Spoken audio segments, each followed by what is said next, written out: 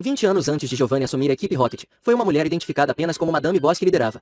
Naquela época, o membro mais graduado da equipe Rocket era uma jovem mulher que se chamava Miyamoto. Ela era mãe de uma menina chamada Jessie. A mando da Madame Boss, Miyamoto foi enviada em uma missão para encontrar um lendário Pokémon que todos acreditavam estar na Cordilheira dos Andes. A criatura, por ainda ser desconhecida pelos cientistas, foi batizada com o nome Mew. Miyamoto nunca mais retornou, e suas transmissões de rádio pararam minutos depois dela chegar no lugar misterioso. Seu corpo nunca mais foi encontrado. Depois que Giovanni, finalmente, assumiu a liderança da equipe Rocket, a história do Pokémon lendário voltou à tona, desta vez despertando o interesse de mentes ambiciosas. Com um investimento absurdo, Giovanni enviou uma equipe preparada e treinada para conseguir extrair o máximo de informações possíveis daquele lugar citado por tantos. Um pequeno fóssil foi encontrado em um sítio de escavação na selva profunda, próximo ao pé da Cordilheira dos Andes. O pequeno fóssil, no entanto, não era o que eles esperavam, mas era o bastante para saciá-los. O fóssil se tratava de uma sobrancelha do Mew perfeitamente preservada. Giovanni sabia que em sua equipe não existiam cientistas com a capacidade necessária para estudar o fóssil, portanto, ele decidiu contratar o Dr. Fuji. Com isso, eles tentaram clonar aquele Mew. Dr. Fuji era o cientista mais renomado na área de clonagem. Ele havia enlouquecido alguns meses antes em uma tentativa frustrante de entender o segredo da vida após a morte, depois que sua filha morreu. A criança morreu em um acidente de carro. Por conta dessa obsessão, ele perdeu sua esposa, que o abandonou, pois não aguentava viver na sombra da morte de sua filha. Mas as memórias da sua família reunida continuaram em seu pequeno laboratório no porão. Mesmo sabendo que a equipe Rocket era uma organização criminosa, Dr. Fuji aceitou o trabalho. A oferta de equipamentos de última geração e instalações que Giovanni proporcionava significava que Fuji tinha mais chances de conseguir clonar sua filha. 10 longos anos se passaram e ele continuava com seus experimentos. Eles eram muito bem-sucedidos. Ele foi capaz de criar e melhorar os iniciais de canto. Infelizmente, esses clones não duraram muito tempo, e murcharam dentro de seus úteros artificiais antes mesmo de terem nascido. Apesar dos fracassos, a obsessão de Fuji cresceu. Ele sabia que conseguiria, pois antes de muito tempo, ele havia criado uma criança a partir do DNA dele. O bebê também foi mantido dentro dos tubos de vidro utilizados para clonar os Pokémon. Giovanni se aproximou de Fuji com o fóssil de Mew, informando que o tempo dele havia se esgotado e que eles precisavam, o quanto antes, tentar clonar Mew. Seu pedido foi que Fuji reconstruísse o Pokémon usando suas impressões genéticas. Porque Mew não tinha sido visto por centenas de anos. Um Mew infantil foi criado, e apelidado de Mewtwo, assim como o clone da filha de Fuji tinha sido chamado de Ai-2. Sim, depois de muitos experimentos, finalmente Fuji conseguiu clonar sua filha. O clone de Ai tinha a altura de uma criança de 4 anos, mas estava fisicamente e mentalmente com 7 a 8 anos, assim como Mewtwo tinha 3 ou 4 anos de idade. Contudo, houve algumas mudanças inesperadas. Ai tentou fazer contato psiquicamente com seu clone.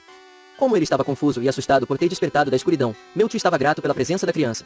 A menina imediatamente tomou o gatinho assustado, por assim dizer, e Mewtwo concordou que ela seria sua amiga e ele lhe ensinaria tudo o que sabia. Isto incluiu a contar, falar e conhecimento sobre o mundo fora de seu alcance, já que o clone da criança não conhecia nada disso. Infelizmente, clones humanos não são tão fortes como clones Pokémon, e como Mewtwo ficou mais forte, Ai-2 estava crescendo cada vez mais fraca. Finalmente, seu corpo começou a se desintegrar. Enquanto ela definhava, a criança Mewtwo pediu-lhe para não ir, lágrimas derramaram pelo seu rosto. O Pokémon, completamente machucado e perplexo, implorou que a menina lhe explicasse o que eram as lágrimas que desciam pelos seus olhos, afinal ele nunca experimentou as emoções, aquela estava sendo a primeira vez. As últimas palavras de Ai foram: "Você está chorando porque você está triste e machucado por dentro. Meu pai me disse que os seres humanos só podem chorar porque estão tristes. Obrigado por suas lágrimas, Mewtwo, mas por favor não chore. Você vai viver. Alegre-se em sua vida, Mewtwo, porque a vida é maravilhosa." Depois que sua única amiga morreu, Mewtwo estava absolutamente sozinho por toda a sua infância e adolescência e fortemente sedado para não cometer erros graves e problemas para a equipe Rocket. Em sua mente semiconsciente, ele repetidamente se perguntava quem ele realmente era. Ele continuou a mendigar e implorar para responder às suas chamadas, mas nenhuma resposta jamais viria. Finalmente, depois de longos anos, a mente de Mewtwo estava apagada. Agora um adulto, e ainda continha dentro do útero artificial de vidro um líquido para cultivar, ele acordou. Confuso e com raiva, ele atacou seus criadores. Sua raiva era sem foco, enfurecido pelo seu tratamento como um objeto a ser usado como quisessem, e pela forma cruel que eles tinham falado de clones. O laboratório foi destruído, e Mewtwo só sentia insegurança. Para si mesmo, ele quis saber se ele realmente era mais forte do que o seu pai, Mew. Giovanni pediu para Mewtwo treinar com ele para se tornar mais forte do que já era.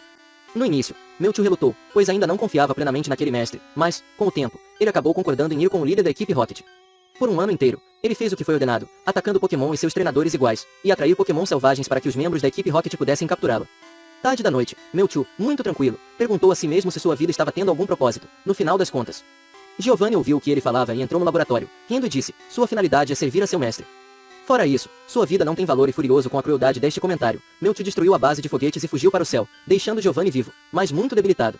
Os seres humanos são um lixo, nem vale a pena ser colocado em latas de lixo. Eles se gabam de força que eles não têm. Eles atacam os mais fracos e não têm nada, mais do que a ganância em seus corações. Por que eles deveriam ser as espécies dominantes deste mundo?